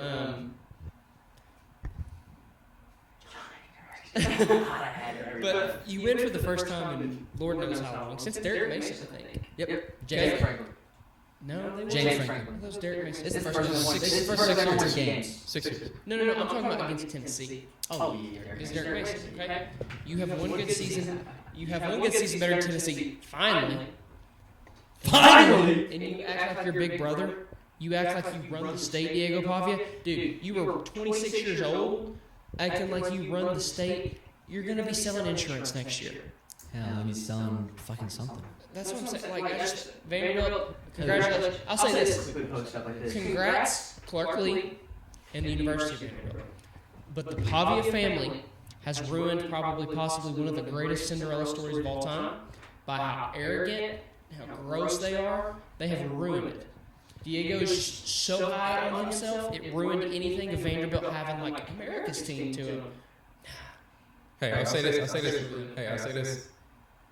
Vanderbilt didn't want that to be America's team. They want to be Tennessee's team because of Nashville, but they didn't. Just like in WWE, you gotta have the heel. Who do they think they are? Dylan Brooks, the villain? You know what I'm saying? You gotta have a villain. You gotta have a heel. I know I didn't like that. I didn't know if I was gonna make that right, but you have to have a heel. You have to have a heel. Every year there is one. Shout out. Also, I want to apologize real quick. Sorry for comparing you to Vanderbilt, Dylan Brooks. We love you. We didn't get lost over that, but I hope I used that right quick. You did. And that's, I think that's for the story that maybe Clark Lee didn't want to go after that, narrative, but he didn't have a choice with Diego. Dude, the Pavia family is just annoying. But okay, are you okay, AJ? You haven't said anything yet. Go ahead. You know, it is what it is. I think it sucks because we had 2 interceptions against them, and at the same time, we just couldn't tackle. Oh, man. Some questionable calls led to them scoring in crucial moments. A roughing the passer that was interesting, or a clear as day backwards pass that got tipped at the line, and you're going to question if it was backwards or not when the man is fully sideways backwards and throws it backwards. Hey, it is what it is. And it went from like the 30-yard line. Little brother wins every once in a while. It is what it is, you know. Just because they haven't won in 10 plus years. You let them enjoy their moment. See, I've had a big brother, so I'm sure he let me win every now and then because he won an absolute. They didn't let him win spirit every single year. You gotta leave a little spirit. We went also Neyland Stadium. I've been going to games since I was 3 years old. Mind you, can't tell you when the hell I was. What game that was. But I do remember how when Baker Mayfield came into town, talking all that talk, dropping his nuts, and full blown talking, and we were loud, round, getting turned. Here I felt like half the Dead fans. silent. We were rowdy, but why are we getting rowdy when they're lined up? We should be getting rowdy when before they even come on the field. The fact that I'm standing up, and mind you, I stand up for most of the time in games. Don't care about your feelings. I pay for the seat. I'm standing the whole game. If I want to cheer my team, I cheer my team. Hey, you Shut up. Just because I'm there. Also, I also can't sit half the time because those seat backs are terrible. little They want to scary. change next year? What? They want to change next year? You think If they I might can change? change someone's foot, I'll be my foot. I broke him in 24. I'm about to break him again. And I'll get changed. Anyhow, I digress. It's the fact that we are waiting too long. We're waiting for the biggest play ever, so we all get hyped. No. I wanted how Alabama was last year. Before they even stepped on the field, we're causing noise delay, and the ball hasn't even snapped yet. They're just trying to set the clock, and we're over here being too loud. That's what I want for every home game. Oklahoma, the fact that when they came on, we had to wait till third down for at least to get to 100 decibels. What are we doing? Get your asses out of your seats. Cheer on your team. Quit moaning. Get everything out your butt, all right? Do something. Danny, get the old folks out of the homes, all right? Get them gone. Go take them back to their shelter. I don't want them taking place in that fancy suite area, all right? Either tell them to stand up or kick rocks. And I'm about to tell them to kick rocks. And the fact that I have fans behind me, rows behind me, screaming, if we don't get a stop right now, it's because all of you sitting down. Oh my God, I wanted to shake that man's hand behind me. I couldn't because he was like 5 rows back and ended up crawling through everybody. But oh my God, like it shouldn't take an arm and a leg to do something. Quit sitting down and watch the game. Be a part of the game. That's what you should be at the end. Kneel the fact is being a part of the game, affecting the game. Yep. Like, do something. Okay. And then my last thing is Timothy Banks. I've mentioned you. Wait. Nope. I gotta say, I don't give a shit. I've defended more times than I have in this game. No, I'm not saying that. No, I'm not gonna say that. No, I'm not saying that. Go ahead. Thank God. It's good. I defended more times on this podcast. Gave you some slack and your team for the first half of the season. Come off that bye week. And all of a sudden, we still look like we are just now dealing with this. Timothy. It was great having you. I hope all well for you. But unfortunately, we've seen the highs, and we just haven't yet to see adjust. And this year, we're going to great year to adjust. I feel like our linebackers played the best they've ever played under you. And we never capitalized off it. No, Jeremy Banks did not play that good. No, Aaron Reeves did not play that good. I'm saying with how many rushing yards a game they were giving up, but played the best they have. If you seem like you're a Tennessee fan, you've noticed coverage has been better, run stopping has been better. Some games. Cornerback play, obviously injury riddled. Yeah. But the fact that you still had Ty beast, true freshman come in and absolutely play like he was a sophomore out there or a junior. Then he's freshman, but you had to make adjustments. Our safety play, subpar. Should have adjusted. Not saying we should have rotated or subbed, but should have been, hey, let's adjust this. Hey, Farouk, no offense, you should not be in coverage as much. You're more of a heavy hitter. You're not that good in coverage. Moving down strong. She didn't really have much else of an option. True. Caleb Beasley, let's work on getting better in the offseason. You're too talented not to get better in the offseason. You're going to play safety. All right? And it's just at the same time, it's just, if we can't make adjustments, especially on the D-line, then you're 5 for him. And we've seen it peak at peak, and I've noticed, and we based about the whole damn defense, and nothing, and it went worse. Obviously, I know 2 corners are down. But Timothy, have a great playing right somewhere. I heard Penn State's looking for a coach. Former DC there. Yeah. Okay. So we'll get into our players of the week. We get into that real quick, and then we'll make our conference champion picks, and we'll call it an episode. Sound good? Yeah. Okay. I'll start us off. Offensive player of the week. No, it is not a Georgia player. It's actually in the opposite end of the spectrum. Give me Jaden Baugh, running back out of Florida. Had 266 yards, 37 carries, and 2 touchdowns. Is that who you had right now? That's what I had. But I'll get it in. Yep. Sorry. So my offensive player of the week was none other than the ACC ruiner, party pooper himself, Jared Kawasabapapapapapapau, California's quarterback. He was 31 of 40, 330 yards with 4 touchdowns, 0 interceptions. Wow. 92.9 QBR rating. Wow. And he helped lead California to a win over SMU to upset them out of the AC championship game. So yeah, that's my offensive player of the week. How'd Jeremiah Love do this week? Oh, he got hurt. He didn't. He got a third string running back, and Aeneas Williams. Remember the name for next year. You should make the fans happy. No, I'm not saying that bullshit name. I bet bullshit. I had the same as Eli. I was trying to find another I one. think Boston's too low. TCU's running back. I'll say this guy right here, right? Right, AJ? Let me say this guy right here. Oh, please. 2 interceptions. That's all I'm saying. Hey, it's the 2 interceptions. 2 interceptions. 2 interceptions. Is this a running back? Tennessee, Is he a running back? Tennessee made him look like the Heisman quarterback, despite him having 2 They interceptions. put him back in the race. Tennessee let him go back in the race. Can I say, I give him the Offensive Player of the Week. I mean, he had 2 interceptions. He didn't deserve it, but I think my first one was Florida's running back to be different. Cool. So next up, Defensive Player of the Week. Can we start something again? Go ahead. Okay. I'm going with Mr. Colin Simmons himself, PFF Defensive Lineman Record of the Week. Colin had 3 total tackles, 2 solos, 1 assist, and a sack. Several QB pressures on Marcel Reed. Kept Marcel pretty much in check. Held A&M to 17 points when they were averaging like 30-something a game. So, hell of a job, Colin. He's currently a top 10 projected pick. I'm Michael Taff. Really? Safety out of Texas. 5 tackles, 2 solos, and then also an interception that helped Texas take that 10-point lead and seal the game. Hey, Taft's really good. Nothing slept on. Go ahead. I'll say this guy, moving over to not a big game, but Clemson's T.J. Parker, he had 3 sacks And interception, right? and 3 tackles for loss and a fumble recovery. I just saw him carry the ball and I was like, Oh, yeah, South Carolina. I saw that. That was good. Okay, Team of the Week. AJ. Oh, my team of the week. I didn't have that ready. I forgot about that. Did you say Vandy? I thought I heard that too. I didn't say candy. Oh, okay. Who's your Team of the Week? Team of the week? Ohio State finally breaking their losing streak to Michigan. No, I won't give it to their bums when they should have won. Not my fault. They have LSU for getting Lane Kiffin. No, give my team of the week gotta be in Texas.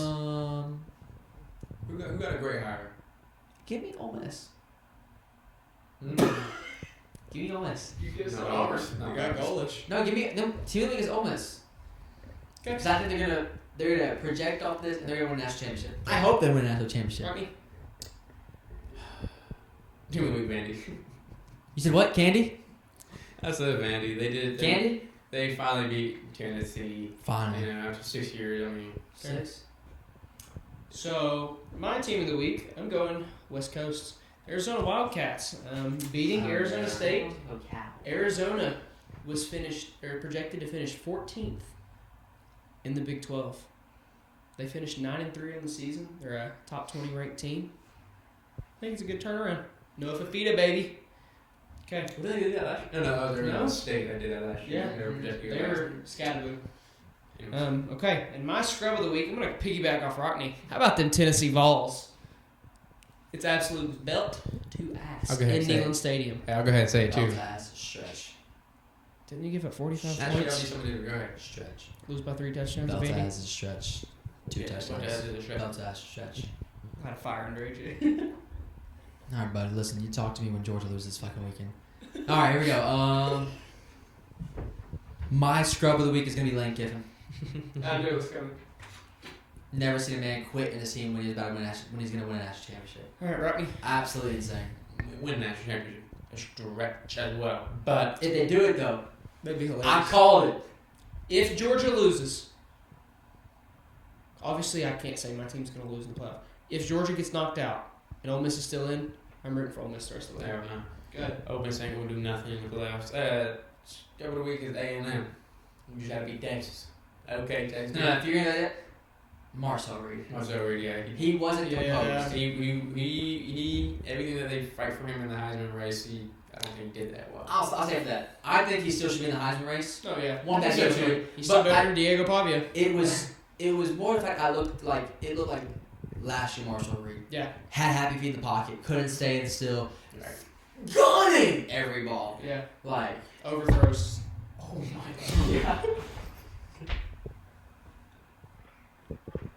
Okay, let's make our picks in this episode. This Let's is get out of here. Man. Okay. Oh, shoot. Hey guys, hold on. Can we cut? No, I'm cutting that shit. Nah. I'll say this. Congratulations. Oh, to us sugar. three in the whole regular season. Minus 1 week. But I didn't make it postseason here in a second. Yeah, 14 weeks of bench warmers. Thank you all for keeping up with us. So So, we got any more are we ready for our conference champions? picks? All right, Conference USA champion, Kennesaw State versus Jacksonville State. It's rapid fire. Come on. Who wins? Kennesaw. Kennesaw. Kennesaw. I like it. I don't like that. Former running back coach for Tennessee, Jerry I Mack. don't like that graphic. Where's he going? Yeah. He took a job somewhere else. No, he did. Yes, he did. Kennesaw State, Jerry Mack? Yeah. Oh, I don't know where He he's just took another job. I saw that. I don't know where. Sun Belt Championship, JMU versus Troy. Give me JMU. going. Jamie. Okay. The AAC Championship, probably a playoff bid coming here. North Texas versus Tulane. Give me North Texas. Give me North Texas. Give me Tulane. It's at Tulane. Wow. Okay. Mountain West Championship, UNLV versus Boise State. Give me the Rebels. Dan Mullen. I'm gonna say Boise State on this one. Give me Boise. Okay, I like it. Big 12 Championship, BYU, Texas Tech. Give me Tech with basic home field advantage with the game being in It's Texas. not home. Oh, okay. I missed that. Give me Texas Tech. Yeah, they're gonna win. It's in Dallas, right? Yeah. Yeah. Sorry, I thought one finger. Sorry. The MAC Championship, Miami against Western Michigan. Going Western Michigan. Western Michigan. Miami. Wow, okay. We'll save the big two for the last. The absolute joke of a conference championship, the ACC, Duke versus Virginia. Give me Virginia. They're getting in the playoffs. Virginia's gonna get in the playoffs. Give me Duke to ruin the ACC. Okay. Give me chaos. I want Eli in shambles on Monday when we do this. Okay. SEC Championship, Georgia versus Alabama. Give me the dogs, baby. I'll say Georgia too. I don't think they're gonna lose twice. Don't ruin my graphic, AJ. Just for because I think Georgia is probably going to lose. Give me Georgia to win the game. All three say Georgia. Doesn't look too pretty. Doesn't look too pretty. Doesn't look too pretty, line. Okay. Okay, I like that. And finally, Big Ten Championship. The spot for the first seed on the line here. Number 2, undefeated Indiana against number 1, undefeated Ohio State. AJ, hit me with your take. Go Rock first. I can't do the IU, but you know who I'm going for. My boy's IU, baby. You know what? IU. Thank you. Here we go. Okay. That's your Give me pick? Indiana. Blowing Ohio State out. Not gonna get accusations like that, but I would love to see it. We'll end this off with a banger here. Ohio State's been undefeated all season. So Indiana. Played just Texas. Squeak past Michigan. Squeak past. Can we agree on squeak past? No, then Street Pass. They won It's it. okay. They Okay. won. Just like they won against Texas. You to be got honest. load managing again for Carnell Tate and Jeremiah Smith, skipping some games for some minor A injuries. game. A game. No? No, it was a game. Or Carnell State was 2 games, but Jeremiah was 1 Oh, he game. missed 2. No, it was just Carnell missed 2. Okay. But we got load management happening up north. Kurt Signetti and the boys They're about to get a load. rolling up in there. Fernando Mendoza gonna lock up his Heisman spot. I don't think. Not this Saturday. Give me the Buckeyes. I have no reaction. That's it. That's all I got. Give me the Buckeyes in a close one. What a true hater. Give it to me. I'm sorry. I love you, Michael. You don't. Give me the Buckeyes. Hey, we have to have it. Just like we were 3-0 with Georgia, and then Georgia might not win. We were 2-1 with Indiana, and Hopefully. Indiana's gonna win. I'm hopefully fixing your graphic for you. Yeah, thank You you. can't completely ruin it. But we want to thank you all for joining us on this Feliz Navidad episode. Not yet. Not yet, no. We'll have a Christmas special coming out. Make sure you follow us on TikTok. And we're going to have a poll coming out for Lane Kiffin. Do you think he should have coached? Do you think he should not? But we want to hear y'all's opinion. Please get active on that. And make sure you follow us on, obviously, YouTube and on TikTok. And until now, hopefully next week you see us, Georgia's SEC champions. And That's it. You know, Notre Dame's, conference champion. woo, independent champions. But Champions yeah, of the world right there. yeah, Champions of it's the the world. ultimate championship. Champions of what? UMass? Champions of life. UMass and UConn, I think so. I think that's it. the church championship. Uh-huh. Champions. Well, we want to thank y'all for joining us, and we will catch you next week on the Bench Warmers. Peace out. See ya.